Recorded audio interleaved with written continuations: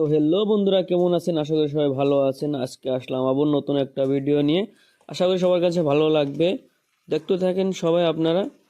তো আজকের আমি রান্না করব যে ফুলকপি দিয়ে মাছ দিয়ে কিভাবে সুস্বাদু রান্না করা যায়, ঠিক আছে? তো আমি প্রথমে কি করে নিব, প্রথমে কিন্তু আমি মাছটা অল্প ভেজে নিব, ঠিক আছে? মাছটা আপনারা মরিচ দিয়ে, হলদি দিয়ে, নমক দিয়ে কিন্তু ভালো করে মাখিয়ে তারপর তেলে কিন্তু ভালো করে অল্প ভেজে নেবেন, ঠিক আছে? যেন মাছটা খেতে অল্প টেস্টি হয়, ঠিক আছে? ওরকম করে আপনারা ভেজে নেবেন। তো দেখেন আমি কি সুন্দর করে মরিচের গুঁড়ো, হলদির গুঁড়ো এগুলো দিয়ে মিক্স করে কিন্তু আমি ভেজে নিতেছি, ঠিক আছে? আপনারাও কিন্তু এরকম সেম এরকম করে ভেজে নেবেন। দেখেন এরকম করে অল্প ভাজাটা অল্প বেশি করে নেবেন, নাহলে সবজিতে দিলে কিন্তু ভেঙে যেতে পারে। আর যদি যেরকম খেতে চান আপনারা পরিমাণ মতো আপনারা ভেজে নেবেন, ঠিক আছে? তো দেখেন আমি এখানে কিন্তু কাঁচা মরিচ, পেঁয়াজ, আদা রসুন, তারপরে মরিচের গুঁড়ো, হলদির গুঁড়ো, আরও ধনিয়ার গুঁড়ো, ঠিক আছে? এগুলো সব নিয়ে নিয়েছি এখানে। আপনারাও কিন্তু এরকম পরিমাণ মতো দিবেন, যারা যেরকম খান, যারা যেরকম ভালো পান, ঠিক আছে? আমি আমার পরিমাণ মতো কিন্তু আমি দিয়ে নিতেছি, ঠিক আছে? তো পেঁয়াজগুলো অল্প আগে দিয়ে অল্প ভাজা ভাজা করে নেবেন তেলের মধ্যে দিয়ে, ঠিক আছে?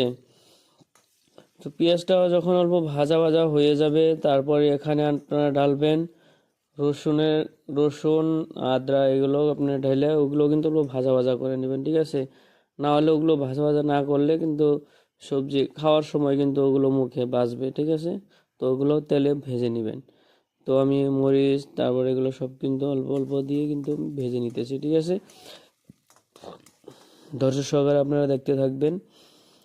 তো দেখেন আমার দেখতে দেখতে কিন্তু ভাজা হয়ে গেল। আমি এগুলো মরিচের গুঁড়ো, হলদির গুঁড়ো এগুলো সব একসাথে ঢেলে দিব, নমক এগুলো সব ঢেলে দিয়ে এগুলো মশলা অল্প ভেজে নেব, ঠিক আছে না? আপনারা কিন্তু এরকম করে সেম প্রসেস কিন্তু আপনারাও করবেন, দেখবেন কি একটা সুস্বাদু খাবার রেডি হয়ে যায়, ঠিক আছে?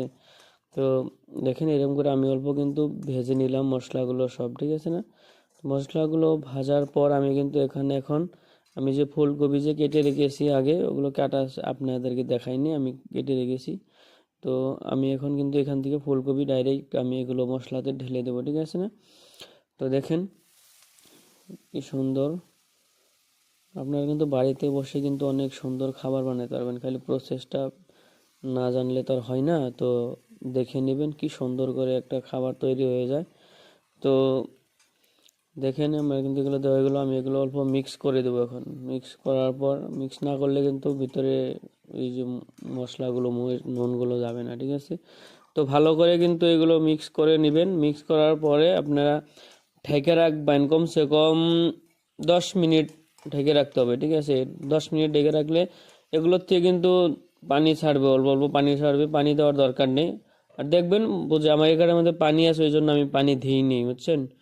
পানি দেওয়ার পর দেখেন পানি দিইনি, তারপরে ঢেকে রাখছিলাম, দেখেন কত পানি ছেড়ে দিয়েছে। হ্যাঁ, সুন্দর সিদ্ধ হয়ে গেছে। এখন কিন্তু আমি পানি আবার এখানে পানি দেবো। আমি যেটা নিয়ে আপনার ঝোল রাখবেন আপনারা ওই পরিমাণ মতো আপনারা পানি দিয়ে দিবেন।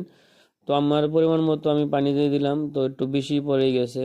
তো কোনো সমস্যা নেই, অল্প টাইম বেশি জাল করতে হইবে। তো আপনারা কিন্তু পরিমাণ মতো আপনারা পানি দিয়ে দিবেন, যাতে নিশুরা চান আপনারা এরকম পানি দিয়ে দিবেন। তো আর পানি যদি নাও দেন তাহলে কিন্তু ভাজা হয়ে যাবে, তাহলে কিন্তু মাছটা টেস্ট আসবে না। দেখেন দেখেন বলক ওঠার পরে কিন্তু আমি ওখানে মাছ দিয়ে দেব। মাছটা অল্প আগের থেকে দিয়ে রাখলে ভালো হয়, কিন্তু দেরি হয়ে গেছে আমার। তো টাইম মতো আপনারা মাছগুলো দিয়ে দিবেন। দেখেন যেরকম বলক উঠবে তখনই কিন্তু মাছটা দিয়ে, মাছটা কিন্তু অল্প ঢেকে রাখবেন। মাছটা ঢেকে রাখলে তো সে মাছের যেগুলো বাসনাটা আছে না, ওগুলো সবজির মাঝে একদম বসে যাবে। তো খাবারগুলো অনেক টেস্টি হবে। তো আপনারা যদি চ্যানেলে নতুন আছেন অবশ্যই কিন্তু চ্যানেলটা আপনারা সাবস্ক্রাইব করে পাশে থাকবেন এরকম ভিডিও দেখার জন্য।